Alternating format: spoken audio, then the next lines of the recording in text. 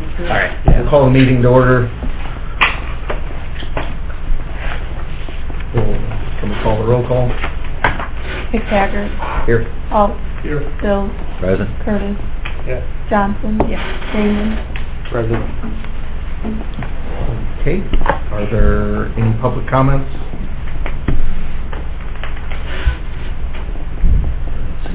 Seeing none, will Randy, Not here. I heard from Randy, and he's out at training today, so he said there's essentially no activity during the month, so there's nothing to report. Okay. Very good. Then we'll go to Susie. It's been quiet on the home front for us as well, so there's really nothing to report on my end either. Very well. Thank you. Thank you. Department head reports. Mindy. I gave everybody a copy of a letter I received from the Department of Revenue. They have overpaid us in sales tax again. So they'll be taking 24 installment. They'll reduce our payment 24 times to get it back. We don't have to write a check and pay them back. They just deduct it from their payment. They had done this back in 2014, I believe it was, and that's how they handled it at that time. So, Is that in, I mean, we didn't think that was ours, or we No, we don't know anything about Right. it, and Mindy and I have looked into this in the past. We don't actually know specifically what we're getting from the vendors in the county. They know all that based on how they report. But something they have, most often they said it occurs when Mindy and I went to a training up north. They said it'd be like if a city or a village or whatever annexed a piece so that a business could build out there, their records don't get updated. So they think it's still county, but it's been annexed by, say, the city of Watseka. So they pay us for a while until, say, the city would say, hey, we think we're short. What happened to this business? We annexed them, and then they just take the money away. Right. But we don't have visibility into who that is. right. And they can't, Department of Revenue won't tell us anyway, which they state here, we're unable to disclose additional information. Which Unless, we changed, right? Right. So do you want to tell them about that new law you talked about? I printed off some more information and the sample. That's what I was going to say. Do I need to pass this to the chairman or the finance chairman, or so they can There decide is what a they new do? law that says you can designate somebody, Right. It's Very restrictive. or multiple so to speak. people Right. that would be able to receive the information of specifically who or what. Right. We didn't take any action in tax, did we? No. It was P&P also looked at, didn't it? Yeah, I think it Oh, was was P&P. it P&P? Yeah. Mhm. Okay. So, So if we want to do that and designate somebody, like Mindy or Yvonne or somebody Or that would you. have the authority, well, that would be another option. That would be able to get the information, so at least we have some confidence that it's right. I mean, it's really hard when someone says, oh, we overpaid you and we can't tell you why, but just trust us. right. Yeah, especially When it's, the yeah, state of Illinois. right, right.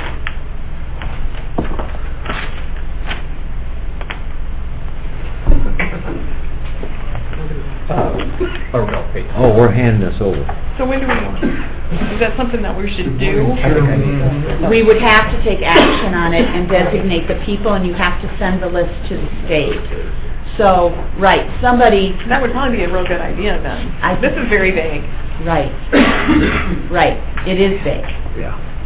But yeah, it's very important that the right people get control of the information, because that information I don't want it. can be used against other retailers out there, because it's really confidential information. You know, it's like the old sick report. The sick report, you still get a sick report? No, we don't get any paper from Which was the sales tax report, and We what they haven't did, received on that report, they told you what communities inside your county in different business classes. And transportation, say, or whatever, would be a given class. But they would try to mix it together, of course, in Iroquois County, where sometimes we don't have given businesses, and then they would have to mix it with other businesses. So you could not go back and see that, oh, George's gas station over in the corner was sending this kind of money in, and my God, we have a gas station across the street from him. Yeah. For competitive reasons. So I think that was in, I'll have to go back and we can look at the minutes from, It was PNP. it was P&P? Yeah. It'll be on the agenda next month. Okay, or at the end of this month. so very timely. Yeah. That's good news. Okay, that's it? Okay. Lisa? I don't have anything. Eric? Nothing special to report financially. Just reflect what I said during P&P. Last month was a busy meeting with meetings and class and so on and so forth. This coming month will be once again busy. Posting Lettuce Bar Seminar on the 14th, posting the Green Management course on the 21st. And yeah, hopefully an LAPC meeting somewhere in there. That's what happened. Just on 911 side, we're working on legislation.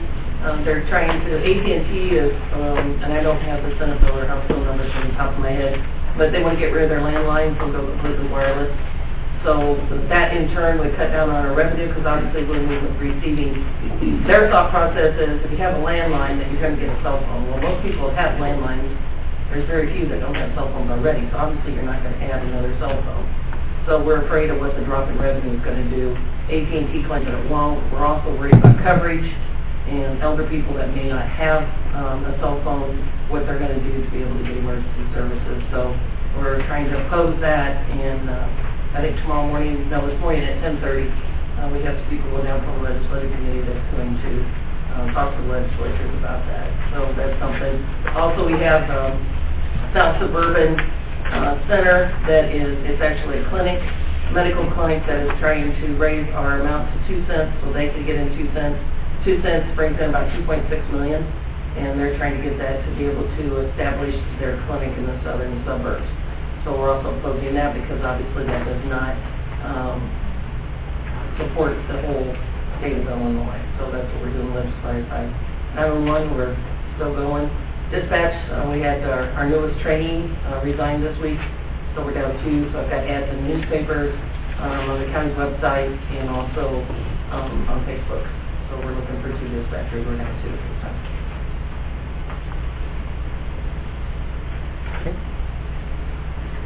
Steve? Nothing new since South Committee Tuesday.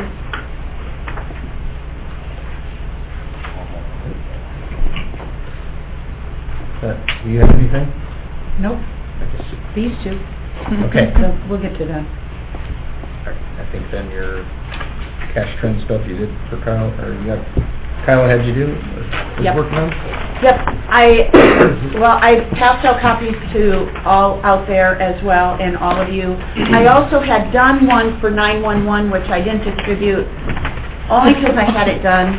I didn't really know what you're looking at. I added this month's cash, so there's 1 extra month in there, and you can see the trend, which we talked about last month. I guess my question is this: do you want this monthly, quarterly? Do you want me to do additional funds? I'm looking for direction on, I can do one for every fund, but for a lot of the funds, there's not a lot of value in it, like the automation funds, there's not a lot of activity. All the 400 funds, you know, the tax-related funds, there's not a lot of value in looking at this. The one thing might be the, like, county highway, county motor fuel tax. It may be good to look at those, but I'm not sure what you want. So that's what I'm asking. Or how often you want it. Yeah, at least on the agenda, that's the big it's out there. I don't think, in my head it's quarterly. Quarterly? Don't need to beat it to death. Okay. Really is. But there's some real important information there, tracking how things happened in the past and where you think you're going in the future. But I mean, I quarterly, I think... think would be enough, plenty. Quarterly? Yeah. Okay. Do you want me to add highway and motor fuel? Anything else you can think of? Okay, all right. This doesn't take you, it's not consuming your time in any way? No, I think I might have spent 3 minutes yesterday putting the last month in. That was about it. Good software, huh? Well, it's all done now, so I just added the current month amount and I'm done. So, I figured 3 more minutes, about 3 months, write it down for that. okay, got it. But yeah, the long-term history is the important thing of it. Yeah, Yeah. exactly. So there's nothing Doesn't really profound show. from last month's? No big change in cash. Nothing out of the ordinary. I guess, then we go to the audit? To the big gun. So, this is Hope Wheeler, who's our partner at Clifton Larson Allen, and Ayla Grady, who is the senior on our project. She's really the one who's on me all day, every day during the audit. We're like this. So I will turn it over to them. They can kind of explain the results of the audit and where we're at and where we go from here. Okay. I handed out to everyone, we handed out there are 4 different reports here, and then a presentation trying to summarize the reports. We have the bound overall county financial statement for fiscal year ended November 30, 16. That's the largest bound report. And then there's 2 letters. One's a letter specifically to the Finance Committee with the results of the audit, and then a separate internal control letter. And then we also have the circuit clerk, separate report issued for the circuit clerk for the state guidelines is also there with your information. So a lot of information there. So we put together the summary similar to what we did last year to go over it.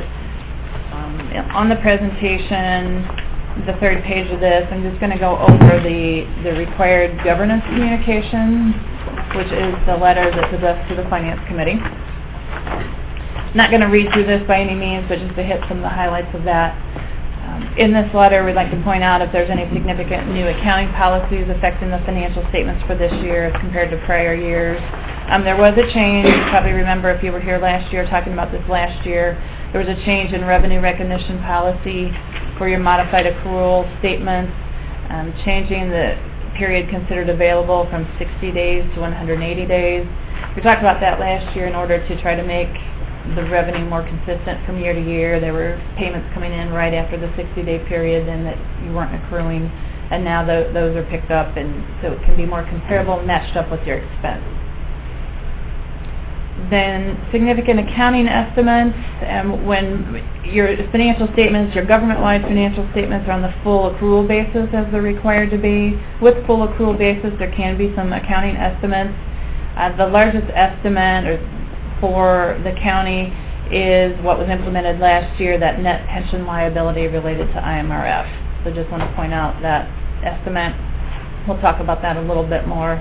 There's a big footnote in your bound financial statements explaining the calculations there and going through the actuarial reports on the net pension liability and related accounts. The next section is the corrected and uncorrected misstatements.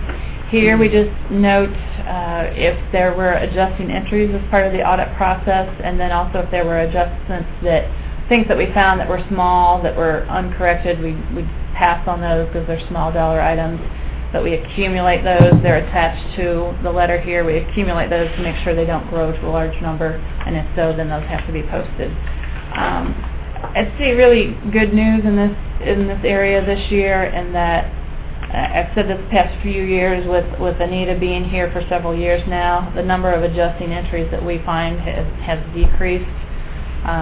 Last year there were still some adjustments related to receivables and deferred income, and Anita made a lot of effort this year to get all those made, and we pushed the audit back a week so you had more time to get those entered, and you knew what revenue was coming in. So she did a really good job in having the numbers there and ready for us to audit, so we had less adjusting entries.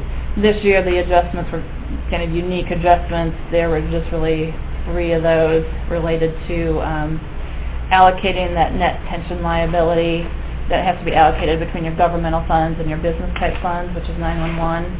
So allocating a small portion of that liability to 911 for the IMRF net pension liability. Correction to accrued compensated absences, because there have been sick leave accrued in that and it should not have been when it doesn't get paid out or vest. Then the change in that accounting policy for the revenue recognition period, there was an adjustment related to that.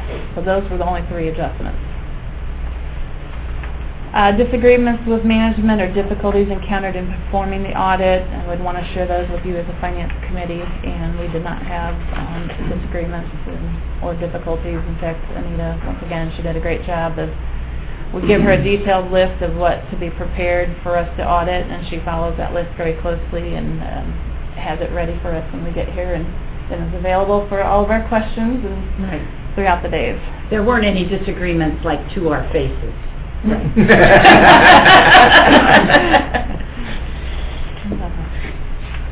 All right, that's all I wanted to go over in that letter. Then to touch on the financial statement highlights for the large bound financial statement. Once again, this is a very large report, close to 90 pages long, so not going to go through it. To highlight some of these, some highlights in this.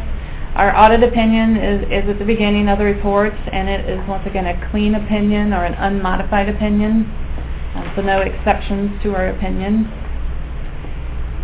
The governmental financial statements, as always, are a little complicated. You have the government-wide statements up front, pages 9 through 11. Those are required to be on the full accrual basis of accounting that you might see a for-profit corporate entity. And then there are separate fund financial statements. Those start on page 12 that are on the modified accrual.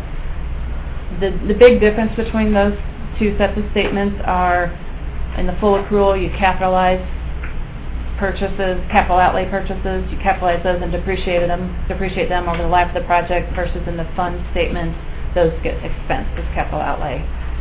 That's the biggest difference, and then there can be some differences in receivables too if some receivables were received after the 180-day policy period, but I don't think there were any deferred this year. So just to touch on the full accrual basis statements there, your assets and deferred inflows at the end of the fiscal year totaled $77 million. Liabilities and deferred inflows, $9 million. And then the difference between the assets and the liabilities, your net position, and that was around $68 million at the end of the fiscal year on the full accrual basis of accounting. A large portion of that is made up of your fixed asset, your capital assets being depreciated. So just for the new members, in the full accrual, one of the largest asset we put on is all the roads and bridges as an asset to the county. So when we talk about assets, we're not talking about squad cars being material or equipment in 911 or anything else. It's really all those roads and bridges that are on our financial statement. So it's a little different than in a business where you think if you have an asset, it's something that produces income for you. It doesn't help us. So yeah, a lot of infrastructure is the bulk of the dollars in there. right. The change in the full accrual basis this year, the change in the net position for the year was a negative $1.3 million. Large portion of that is that new pension standard that was implemented last year. There's a $2 million adjustment to the net pension liability this year that reduced that change in net position. And that, once again, that is an estimate. It is going to change each year. You don't know where it's going to end up, but it's going to change based on actuarial assumptions versus actual results, and changes in benefit payouts, and it's a whole pool of estimates lumped together, and it's just going to swing each year, so we'll watch how that tracks over the years. Yeah, I don't remember. Now last year it was, this is the issue with this, adding this into our financials and actually recording it every year as an expense, or was it positive 3 million last year? I don't It was remember. a huge positive last year, which made it look like our administrative expenses were really low, and this year it's a big expense, which makes it look like our expenses went way up by millions. And it is just a function of reevaluating the actuarial basis of our pension liability. The- Like, I mean, what was the logic? Like, why isn't that like in another comprehensive income type of thing? It's just, It is in just these full accrual statements, so the good news is for the individual fund statements, you don't have to record that because it's a long-term liability, so it doesn't show up like in the general fund statement and the motor fuel tax fund. But I will say that there's potential changes down the road to financial statements, and one of the options is considering having those types of things posted to the funds, which would be, we're going to submit our opinion on that they don't make that change, because, I mean, that would be so difficult to budget for. Right. And then you're going to have these liabilities at the fund level. But yeah, I guess GASB considers it part of the full accrual financial statements. They don't break things out like other comprehensive income like you would in a for-profit. Then just touching on the fund financial statements, pages 12 through 15, there we have to go through calculations to show what the major funds are for the fiscal year. Each year we determine that. The general fund is always a major fund. Your general fund, pointing out again, it does include the County Information Systems Fund for the financial statement purposes. Motor Fuel Tax Fund was major, IMRF Fund, Highway Fund, and the Public Health Fund. So those are all shown separately, then other funds are lumped together. 911, a business type fund, that's in a separate section of the financial statements. These are the modified accrual basis statements, so capital purchases are just expensed in these statements. To just touch on the general fund, since it's the major operating fund, it did have an excess of revenues over expenses this fiscal year of $67,000. So with the numbers in that fund, that's a pretty good job of coming close to netting out revenues and expenses. Remaining fund balance at the end of the fiscal year for the general fund was $2.1 million, and we have some graphs to show you the activity in the fund. All other major funds also had a positive fund balance, so no negative fund balances this year, and those are shown on page 15.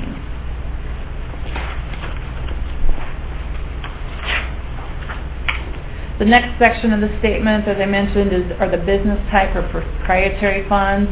That's in the 911 and then the County Farm Enterprise Funds. Both of those shows revenues in excess of expense for the fiscal year and positive fund balance. There are combining schedules on the back of the financial statements on page 79 to see the individual funds there. The group insurance fund, group health insurance fund, is also shown in the proprietary section. That's called an internal service fund, where it's set up as this fund that allocates out to the other funds. That fund, I know we've talked about that in the past, about having a negative fund balance, but that is showing revenue in excess of expense and a positive fund balance at the end of your fiscal year. Next section of the statements are your footnotes. They start on page 22. Those haven't changed a lot, so I'm not going to go through each of those. If you want to see detail of the capital assets that are being depreciated that Anita talked about, the large infrastructure, that's on page 35. It breaks your assets down between the infrastructure and equipment and buildings in those categories. Note 9 on page 37, that was the new extensive footnote last year. You had a footnote previously for IMRF, but it changed a lot with the new GASB 68 implementation, and so now it's even longer and more complicated, but it shows all that actuarial information on your net pension liability, and you have the 3 different plans within IMRF, the sheriff's plan, the elected official plan, that's just being wound down, and then a regular employee's plan. And then note 16, just wanted to point out those adjustments that we talked about in the governance communication. Those change the beginning fund balance or net position for certain funds. That's in note 16 where you can see that change in accounting principle, how it affected your beginning net position or fund balance. and then that change in the compensated absences liability and allocating the net pension liability to 911. Those are shown in note 16. Beyond the footnotes, there's a section called required supplementary information. This is required information for the government accounting standards. There for your certain major funds, you have to show a budget to actual. Just wanted to point out the general fund budget to actual expenses are there, and it shows expenses were under budget $101,000 approximately for the fiscal year, and the revenues were really just right on target with budget. It helps not having to defer income and feeling like you knew what revenue may come in for the fiscal year. Supplementary information is behind that. Those are not required, but statements that help explain the earlier statements. That starts on page 65. There you can see all the individual funds that group together into the other funds. You can see the general fund combined with the information systems fund. So if you want to see a specific fund, go back to those fact statements starting on page 65.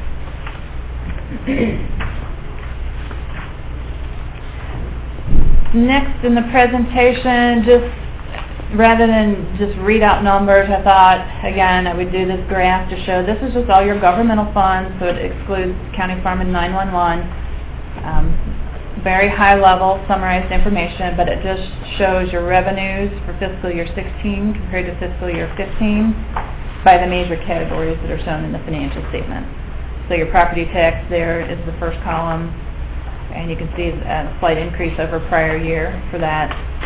Charges for services is the next column, decreased a little bit from fiscal year 15, but fairly comparable there. Licenses and permits, comparable to the prior year. Fines and fees, right on target with fiscal year 15. Intergovernmental revenues, that'd be grants and sales tax, income taxes, and that's down slightly. It's your second largest revenue source there, down slightly from fiscal year 15. And then interest and miscellaneous income. On the expenditure side, this is all the governmental funds combined at very high level categories by functions. So comparing 2016 to 2015, and this is modified accrual basis, so this does not include the pension adjustment. You can see that totals at the top, the expenditures are down from 2015 to 2016. You can see the largest swing. Most of the expenses are fairly comparable, but they are down slightly in most of the categories, with the transportation and the highway being the largest decrease in expenses for the year. Some different projects, depending on whether they were county funded or state or federal funded, highway does swing quite a bit from year to year. Capital outlay, while small dollars, that is down from the prior year. That in 2015, that was made up of some new roofing projects and a tractor, and were the larger expenditures in 15 that you didn't have again then this year in 16. Then the last slide here, or graph, is the fund balances just for those major funds, just a 3-year trend. So you can see, once again, they're all positive fund balances, no deficits. The general fund there, including the County Information Systems Fund, is in the first column. You can see a slight increase in the general fund balance for the fiscal year, and it's an increase over the prior years. Now, 2014 may look a little bit different too than the other years because of that change in accounting policy between 2016 and 2015 for the 180-day policy. Didn't go back and have to adjust 2014 for that. County motor fuel tax fund will decrease in fund balance at the end of the fiscal year. IMRS fund, an increase in fund balance over the 3-year period. And you can see the county highway trend and then the public health fund trend.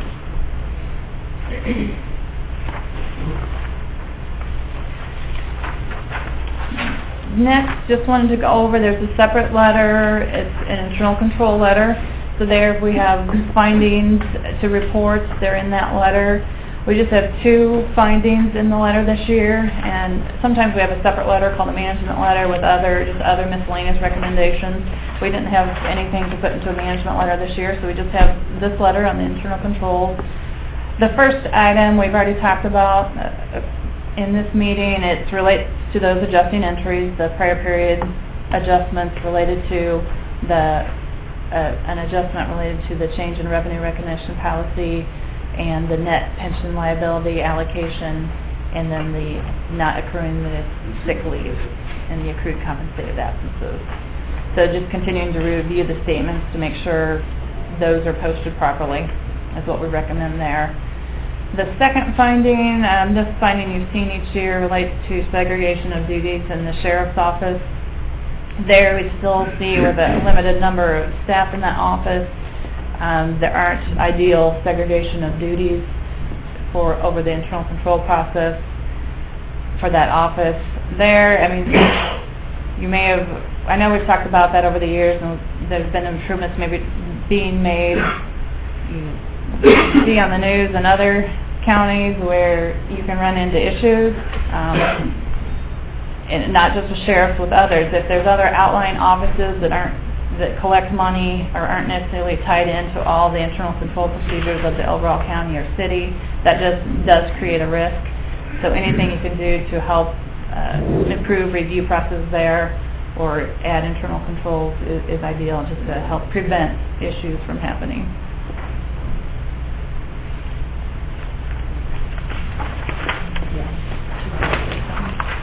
Yeah, what do you think about it? Yeah, it's an issue.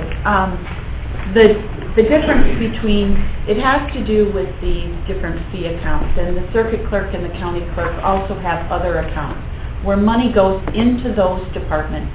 They deposit them in their own bank account, and then once a month, at the end of the month, they'll write a check to the treasurer's office rather than have the money go into the treasurer's office. And then they also get the bank statements and reconcile the bank statements. So the bank statements aren't received in the general treasurer's office. What Lisa and Lisa have done is to help minimize this. They used to be on this finding, and it went away because they have somebody else in their department, like, review the bank statement reconciliation at the end of the month. Sheriff only has Donna.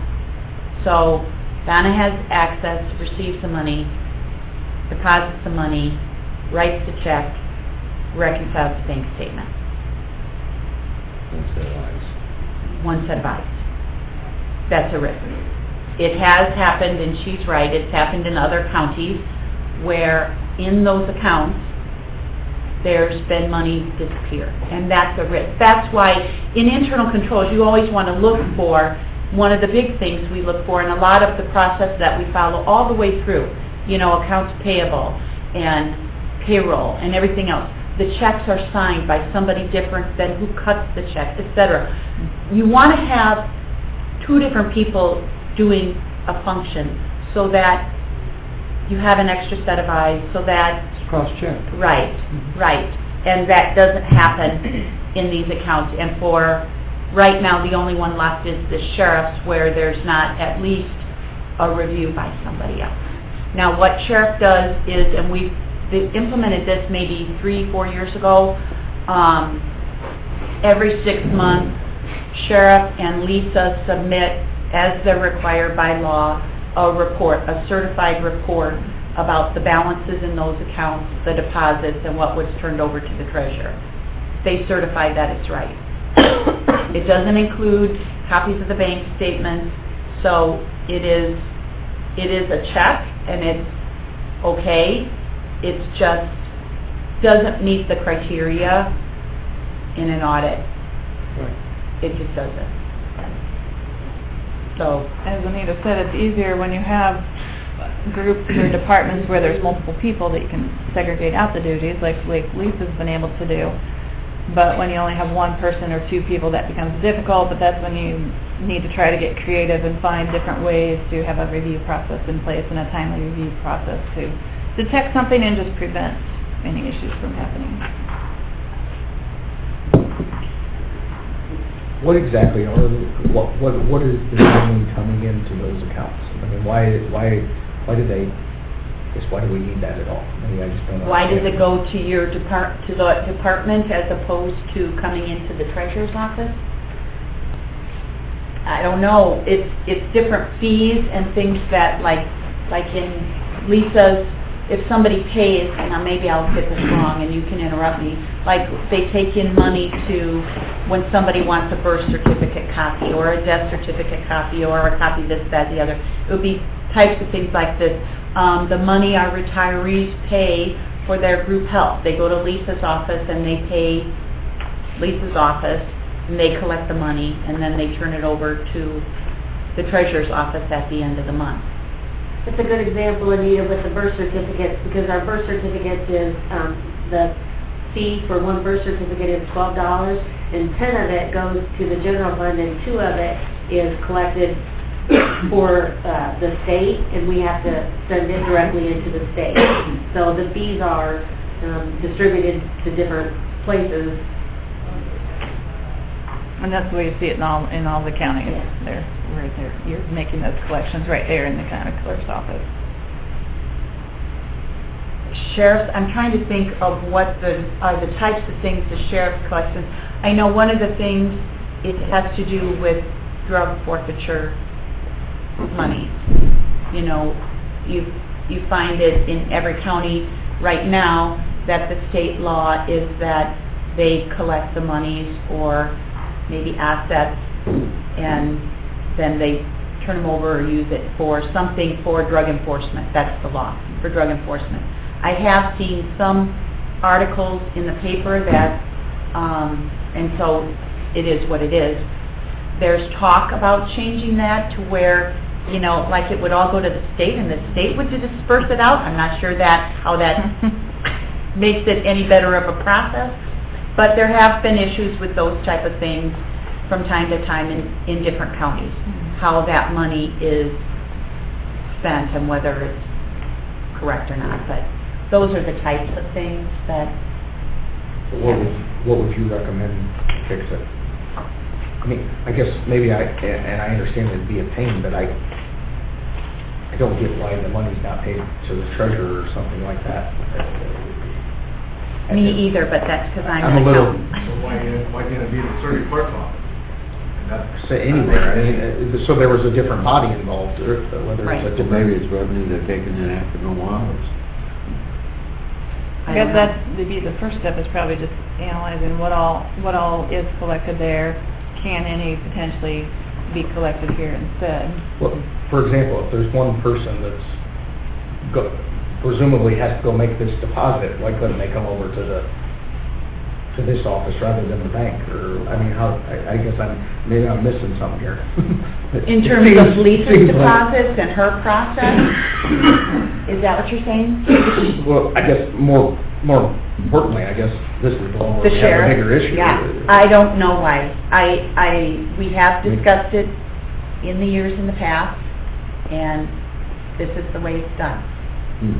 We've not had any success in trying to find an alternative. Well, the first thing we'd have to do is look at exactly where the revenue is coming from, why it's coming from at a given time, and what's it for, and to see if we can do anything along by it, because there might not be anything we can do, but at the same time, we can't make that decision unless we know all the details.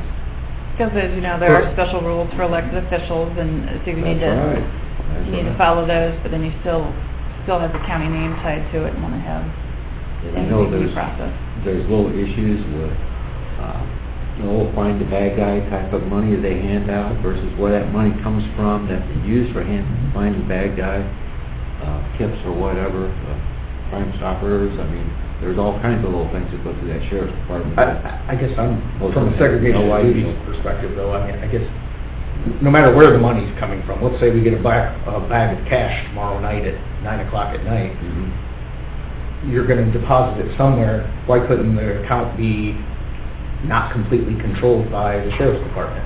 So that then there would by default, Mindy or whoever is the signer on the account before any checks are written out, then that problem's gone. You know, it's deposited in this account. Anybody can deposit into an account. Not anybody can write a check out of it. And people want to make donations to my bank account, they can. I mean, I don't understand why You could put a note on it. it has to be my bank account because I'm the one spending the money.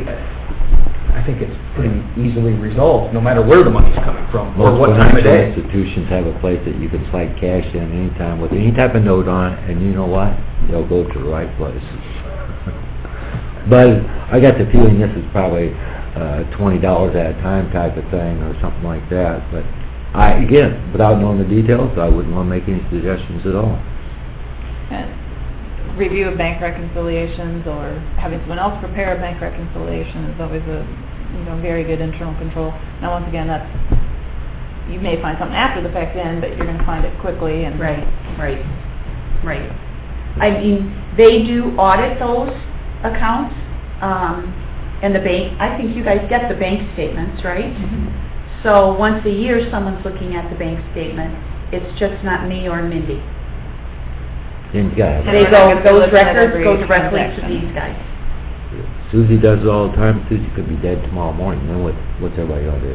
I mean, you gotta have other eyes looking at it. So just for this backup in a place. that's true too. Hope, what do you see done in other counties? I see this finding frequently, just because people like to keep control. Because of it. Yeah. Exactly right. But others, and some have an internal audit department, so some things are running through the internal audit department, and there's a review in place there. But They others have a county audit. Yes, the county internal audit. But others have worked with the administrative office and let the administrative office do a review process, so it isn't just all handled at the one department. So, What do you recommend for us? I think you have a great resource in Anita. So I think she's a good option. Mindy's office potentially too with their bank reconciliation work. I think you have a couple of good options there for reviews. Is that possible, you think, Start. You'd have to talk to sheriff. It's really a discussion with the sheriff about, the process in his department and why it is the way it is. I'm willing to have that conversation with them. So bottom line, this committee needs to make a recommendation that you have a conversation with him. Okay, got it. Is that a motion? You don't need a motion. I would. Conversation. Yeah. No, we don't. Well, I'm not saying, obviously, no one's saying that there's anything wrong, but Yeah, right. there's clearly problems in other counties, and Yeah, and it's, down the road, we don't want there to be Right, you don't problems. want And we all sat here and looked at this and didn't do anything about it. Nodded our heads. Then it's on and our moved heads on. too. We're trying. Yeah. I mean, we have made improvements, a lot of improvements. but, yeah, this one is still out There's always there. room for more. Picking away. That is all I had on these reports. As you look through them, if you run into a specific question, my information is in the back of the presentation. Feel free to call or email me. The circuit clerk report is attached here too. It's kind of just the balance sheet of the circuit clerk, and we also have to do a compliance audit for the circuit clerk. We did not run into any issues there. We don't have any findings to report, so that went well. Couple other little reports, the annual financial report that goes to the comptroller's office. They want all the numbers, of course, in a different format than this. So Anita has that to look over, and that'll be submitted shortly. And other than that, there's just a couple of other health department separate required reports that are left to wrap up, and I think that's the final two pieces then. The grant report is the one, I have the information to them, we think, right now, everything. We had a couple of missteps there, but they have the information. That'll probably go pretty quick. The consolidated financial report related to the health department, I haven't even started yet. I wanted to get the audited numbers all done and signed off so we know they're final before tying those out. So I'll do that. It has to agree to that. It so. has to agree to tie to the audit, so I wanted to make sure that I had the audit done and signed off on first. just want to say thank you to you and your group and Lisa and both Lisa's and Mindy and Yvonne and everyone for your work in preparing for the audit. And I know you try to make it as seamless as possible, and we sit there and ask you question after question. It's part of the process, but we appreciate your efforts and being prepared for us. So should we try to get additional 20% savings in the future already? Or should we have a different set of eyes look at it? I think I have given you some discounts. So, yeah. Well, because we really need different eyes to look at it, but at the same time, that 20% sounds pretty good. We will want to address moving forward, right. We had a 2-year contract with Clifton Larson Allen, so this is the final year of that, so we'll want to talk about that moving forward, and do we want to solicit other bids for next year, or what do we want to do? So we'll have that conversation without the two of them sitting right here. Nothing else, maybe Hope can stay home and Ayla. Yeah, she can take it over her new right-hand person. That's always an option. Yeah, 20%. Okay. I think we can make the comment that the two parties work well together. Yeah. It's come a long way from what we had 5-6 years ago. And you saw that in the work. Well, Yes. Yes, I agree with that, okay. Yeah. But I think we should be confident both of you, all have done real well. I see no Thank you. problem here. they're from the same brotherhood, though, and we didn't used to have that years ago. Yeah. It is nice to be able to ask questions as far as for Anita's position and have her understand the government accounting standards, and so that has been very nice, and the ability to prepare certain work papers and things.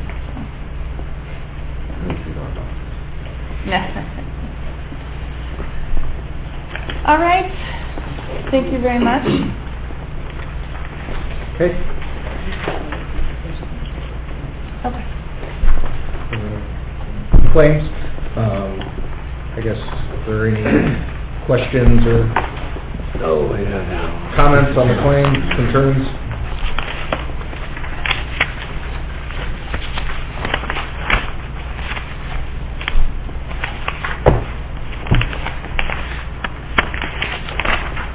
What's the deal? There seems like there's an awful lot of things going to area-wide for email and all that kind of stuff. I mean, Well, I'll say this about the claims for area-wide are high this month. We did a lot of cleanup as a part of a couple projects on some things, some issues that they actually detected. We put into place a couple new projects, some patch management, etc. Well, what we found in going through that process is that there were people in some departments like using a username and login of somebody that's not here anymore. So, like, what, I mean, it was only a couple months old, don't worry, in this fiscal year. Like, the people that left at the, I don't want to say the department, but we had a couple people leave one office, like, in December, and they were still using the old person's login. Sure. So, clean up stuff like that we worked on. There were some old antivirus updates that didn't get done automatically, so there was more work than usual this month, but you're right. It looks like a lot, and I will say this, I say this over and over again. We historically had, 5 years ago when I started, we had a full-time person here on staff that addressed issues like this. right. And that person made $4,000 a month. Our average spend on those related type of issues with area-wide is now between $1,000 and $1,500 a month. So for those ongoing issues.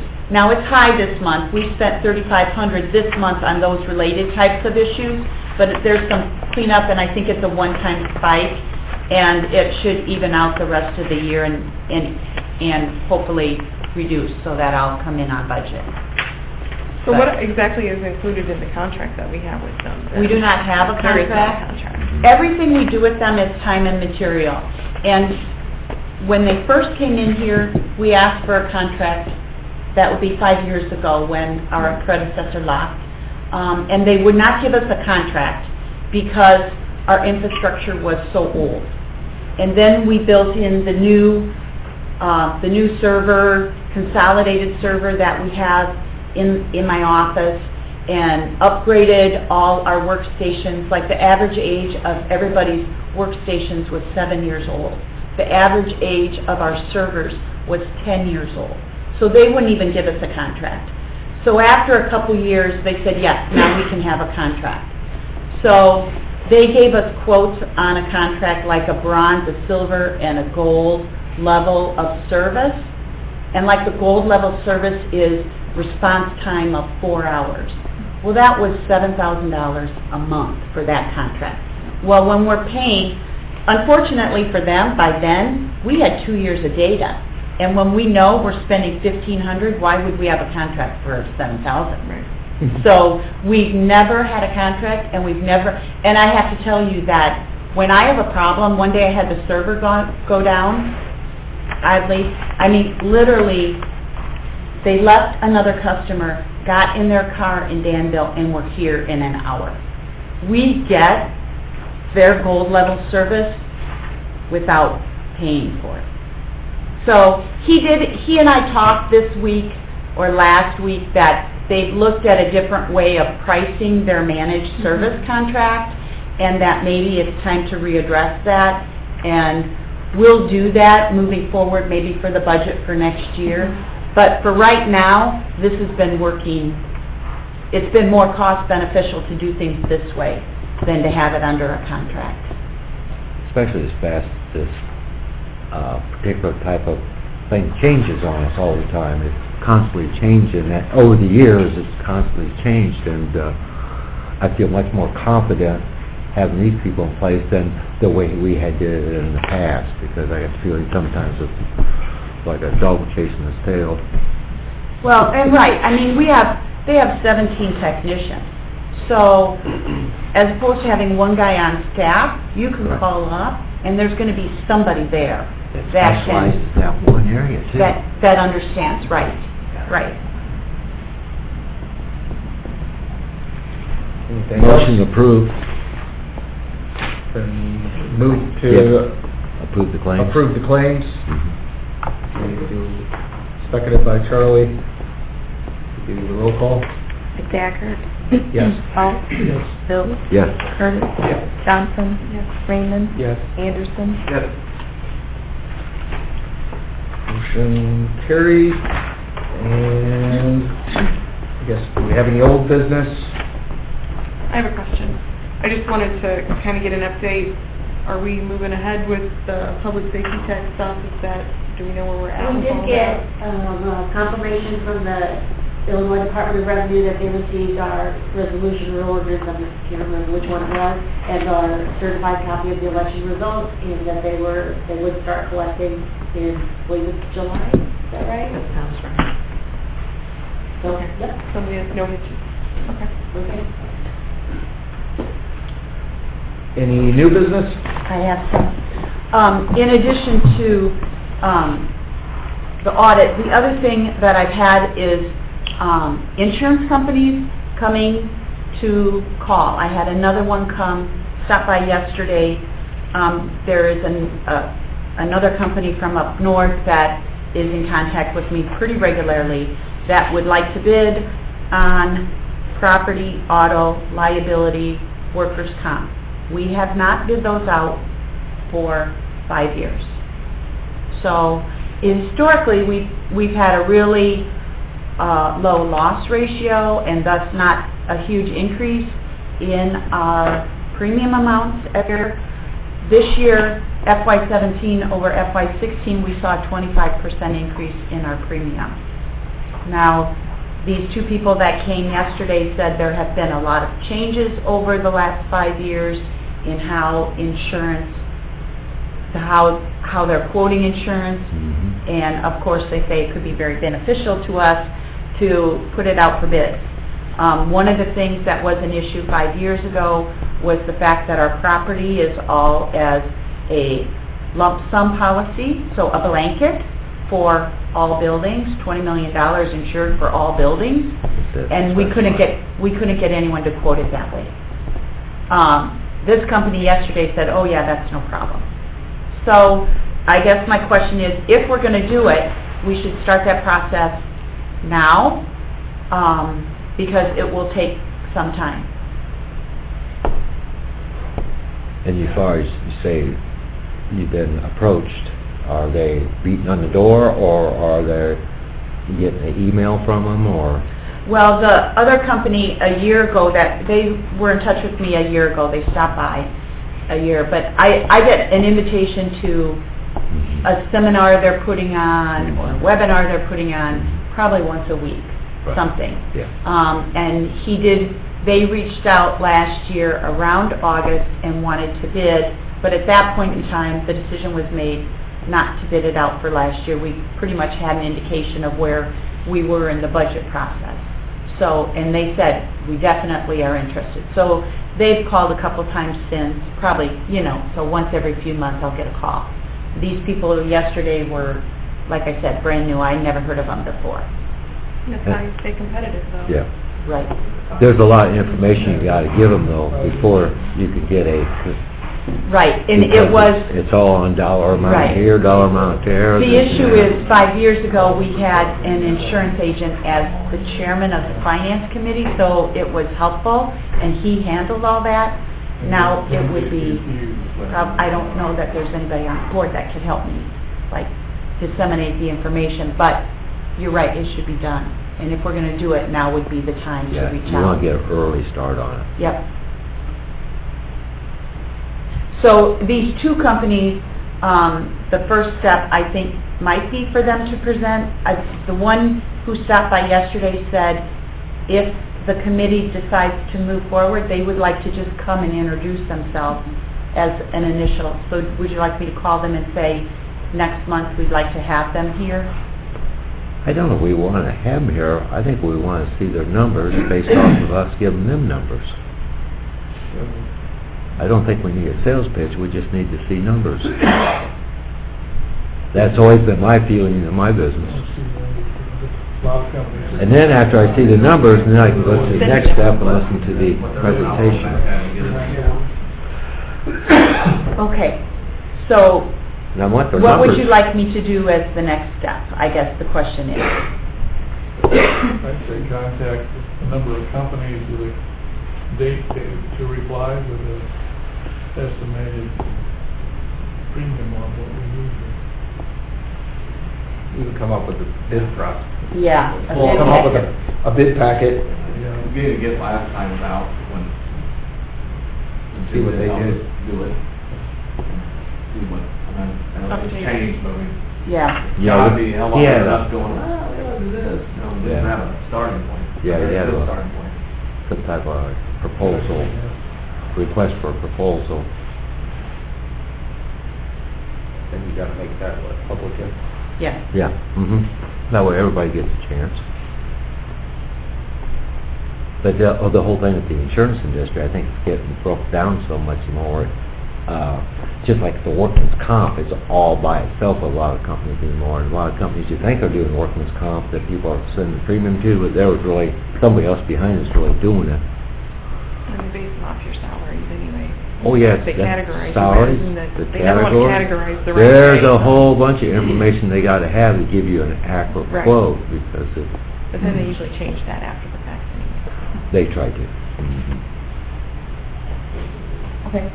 So I'll pull last times out. I'll see if there's enough information. I'll see how far. Maybe we could review that and What help I you with can- that at the next one and then go from there. How would that be? That would be marvelous. Okay. Thank you.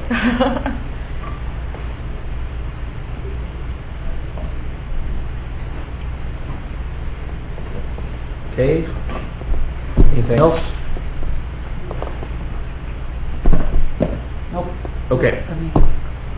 Motion to adjourn? So move. Second? Second. All in favor? Aye. Aye.